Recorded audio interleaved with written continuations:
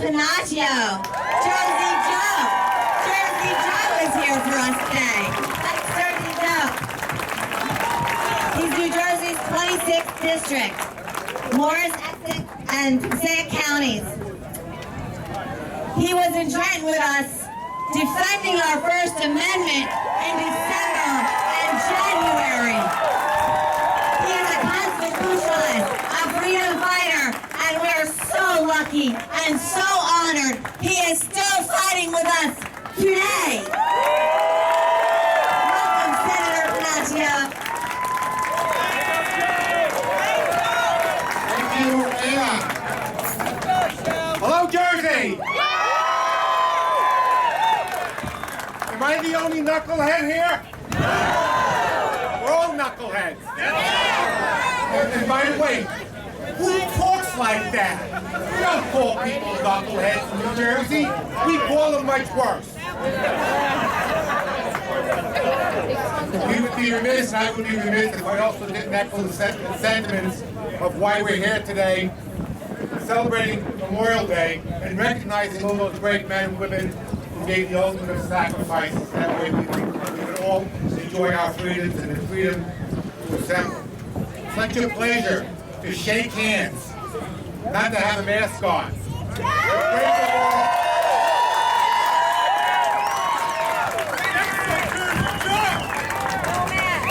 My friend, I'm going to get a little serious now. America is very unique. Whereas most countries are formed from commonality in religion and culture, we were born of an idea. The idea that all men are created equal,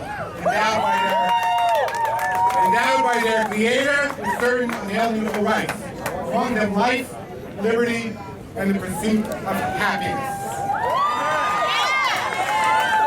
Imagine that. No other country in the history of humankind ever guaranteed their people the right to be happy. That meant we had the right to expect more for ourselves and demand more for our children. We had the right to love and to be loved. Government's function is not to give us those rights. Government's function is to protect those rights.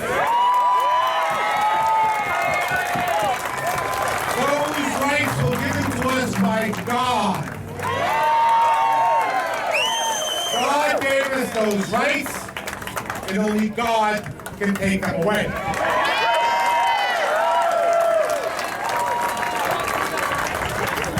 It is instinctive to man to be free. Since the recording history of time, we've seen Moses demanding of Pharaoh to let his Jewish brothers and sisters out of Egypt, but not only delivering them from bondage, but delivering their human spirit because it also wanted to be free. We fought a great civil war, 600,000 dead, countless numbers wounded, maimed, to determine once and for all that one human being in this country cannot own another human being. Both human beings, under the eyes of God and the law, are equal and free.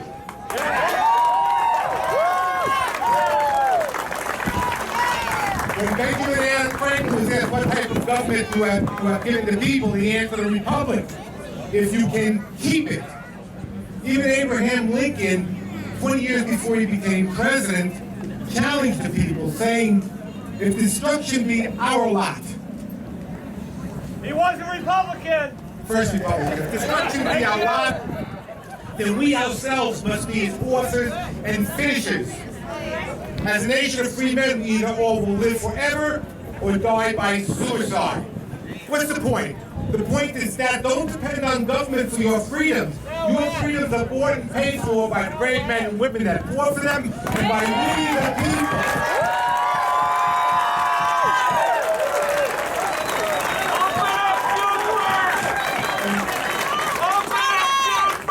And man's freedoms are not just limited to America. They're universal in nature, no further than the Statue of Liberty, holding out our arm, welcoming all those poor, those tired, those huddled masses yearning to breathe free. In our state, those freedoms as we speak are being denied. They're being denied under the guise of public health. But if we deny them now under the guise of public health, next year will be under the guise of terrorism, and years from now it will be under the guise of crime. We pay them! What doesn't make sense to me is the way that they're denying them under the guise of public health. There's no rhyme, there's no reason, very little science involved, and certainly no common sense.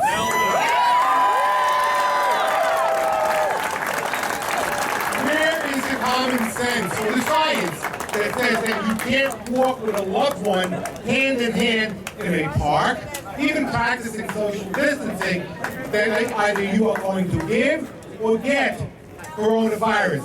It ain't going to happen. Where's the science that says that you can go shopping at a big box store, Home Depot, where thousands of people pass through every day, buying all sorts of widgets and gadgets, and yet those same widgets and gadgets are being denied to be sold in the same small businesses that can probably practice social distancing.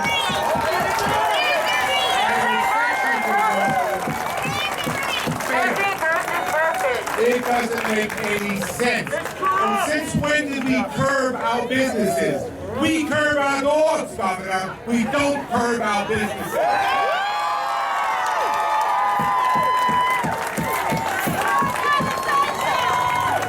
Now, just as worse, and we have to remember this, because this is important, just as worse as denying our freedoms is denying life its very self.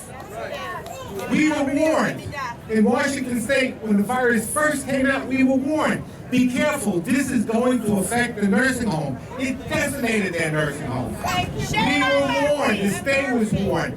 Watch out in Europe, look at Italy, look at those thousands of dead bodies piling up. Most of them over the age of 81. We were warned. The state knew. It knew not to put a virus in a confined space. That's why they opened up the prisons, to let the prisoners out, but they did not do it with the long-term care facilities. Less than 1% of our population has accounted for over 50% of our COVID deaths in this state. Unacceptable.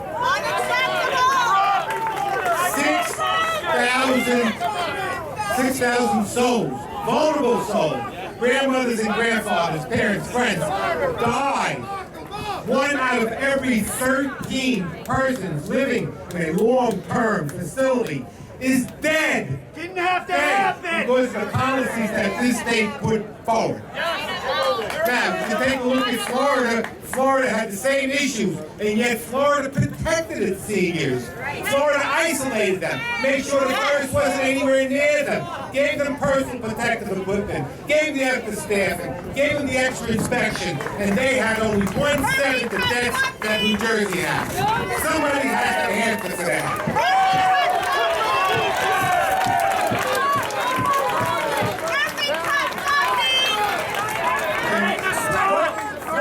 With Cuomo and our governor acting like tough guys. Governor calling people knuckleheads. Who's the big knucklehead? The person that hasn't seen his mom and dad and breaks isolation because they haven't seen each other in months? Well, the knuckleheads that caused that type of policy that infested those nursing homes and helped kill those 6,000 people.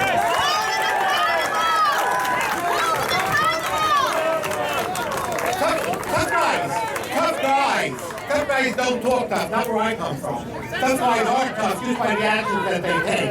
And tough guys don't put their parents, their grandparents, their friends, their neighbors, their relatives, their veterans, don't put the mentally and physically disabled in those locked up, isolated nursing homes, stick a virus in there, and then close the door. Tough guys don't do that.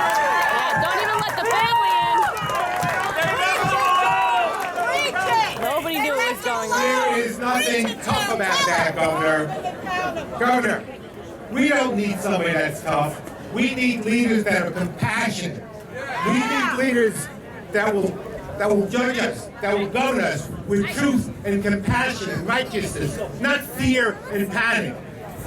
We need leaders that will stop picking winners and losers and try to elevate everybody, all small businesses, to be winners, not just the ones that they decide to be winners and losers.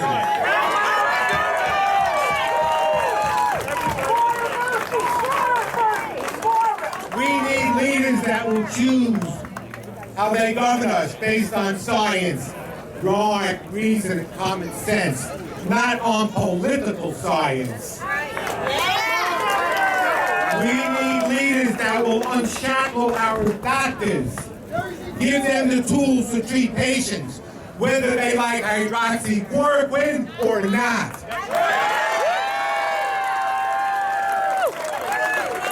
We need leaders that will treat our most vulnerable the same way that they treated our prisoners. We need leaders that will open our churches, our businesses, let our children graduate, and restore normalcy to our lives.